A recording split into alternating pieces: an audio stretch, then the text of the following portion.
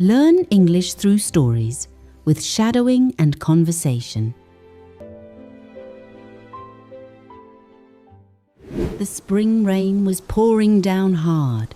Sophie ran through the empty streets of Hazelford, her heart racing. Her bag was soaked and her tears mixed with the rain on her face. She was only 23, but tonight the weight of loneliness felt like 100 years. Enough.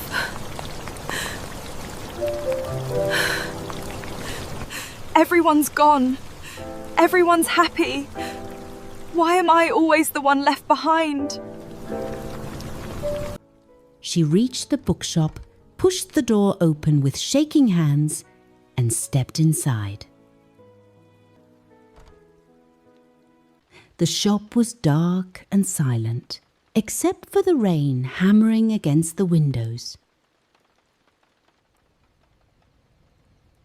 Sophie collapsed onto the chair behind the counter, buried her face in her hands, and cried loudly for the first time in months. At that exact moment, a tiny golden light appeared in the darkness, like a spark of warm sunlight caught in the rain. Sophie looked up, her eyes wide with shock. Standing on the edge of an old bookshelf was the smallest being she had ever seen, no taller than a matchbox, with shimmering transparent wings and a soft golden glow.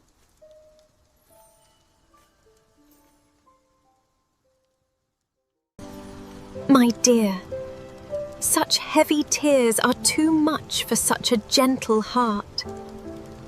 My name is Lila, and tonight I will not let loneliness hurt you any longer. You're real? Am I going mad?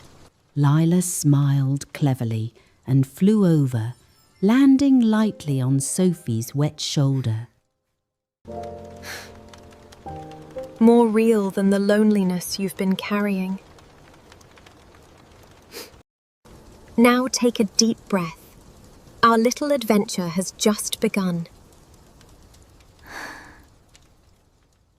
From that night, everything began to change for Sophie. Lila wasn't just a companion. She was a spark of light in the middle of Sophie's loneliness. In the mornings, when Sophie woke up feeling heavy-hearted, Lila would sit on her pillow and say excitedly, "Wake up! The spring wind is blowing and the butterflies are waking up." You don't want to miss this beautiful show, do you? Together they went on long walks through the meadows around the town. Lila sat on Sophie's shoulder and squealed with delight when the wind blew strongly, holding on to her hair. One day, in the middle of a flower field, Lila encouraged Sophie to take off her shoes and run barefoot across the wet grass. Sophie felt shy at first, but then she laughed. A real, genuine laugh she had almost forgotten. In the bookshop, Lila created small adventures. One day she pushed an old poetry book off the top shelf, so Sophie would have to read it. Another day, when a rude customer upset Sophie, I'll just be a moment. Lila secretly sent a little breeze that knocked the customer's hat onto the floor. For the first time in ages, Sophie smiled secretly to herself. But loneliness still returned sometimes, like a dark shadow. One rainy evening, Sophie felt sad again. She sat on a park bench and said, Lila, even with you here, sometimes I feel I'll never find my place. Everyone else is living their lives. I'm just watching. Lila landed gently on Sophie's hand. Her tiny face became serious and full of emotion. Loneliness hurts, my dear. But you are not lonely because something is wrong with you. You were lonely because you hadn't really found yourself yet. I'm here to remind you, even in quietness and calm, you can still have a beautiful, exciting life. You just need the courage to see it.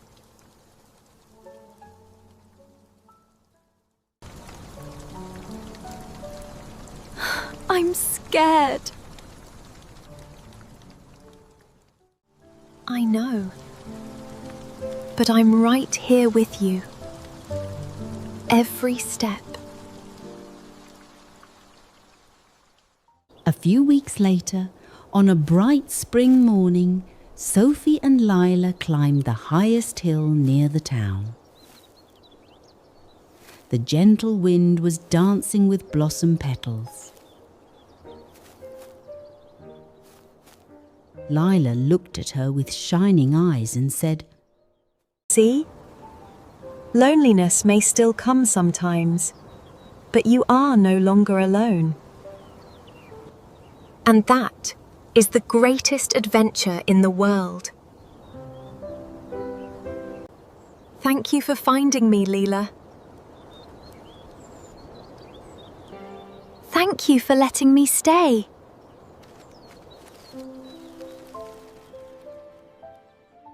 From that day on, if anyone walking through the streets of Hazelford saw a tiny golden light dancing on a quiet girl's shoulder, they would smile.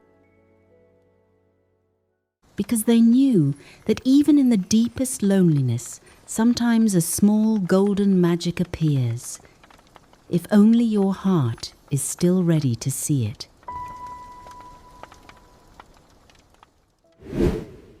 Now let's do some shadowing together.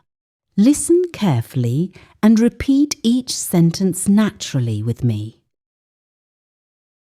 You were lonely because you hadn't found yourself yet. You were lonely because you hadn't found yourself yet. You just need the courage to see it. You just need the courage to see it. I know, but I'm right here with you every step.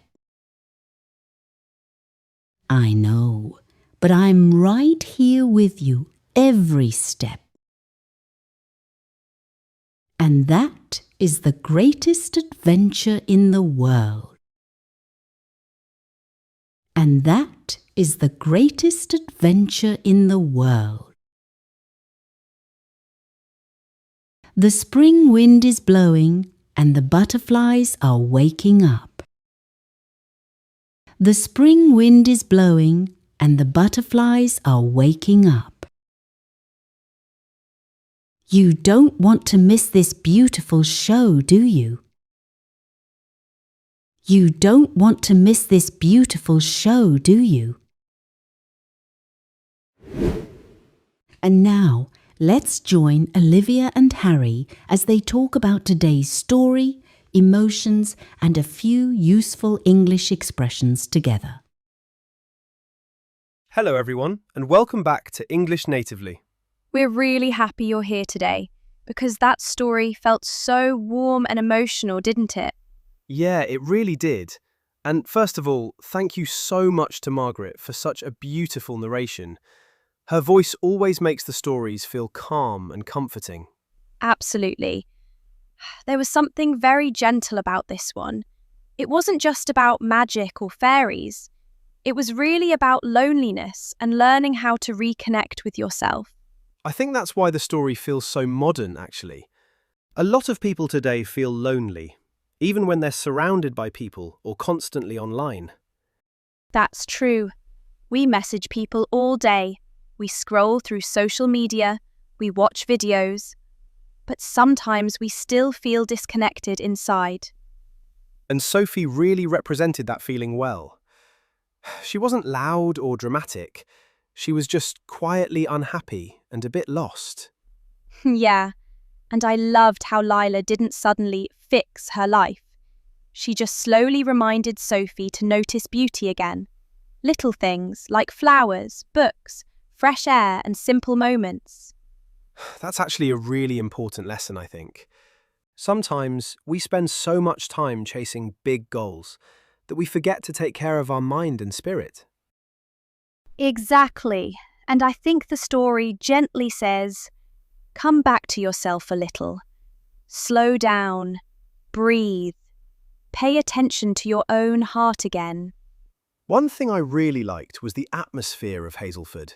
It felt very British somehow. Oh, definitely.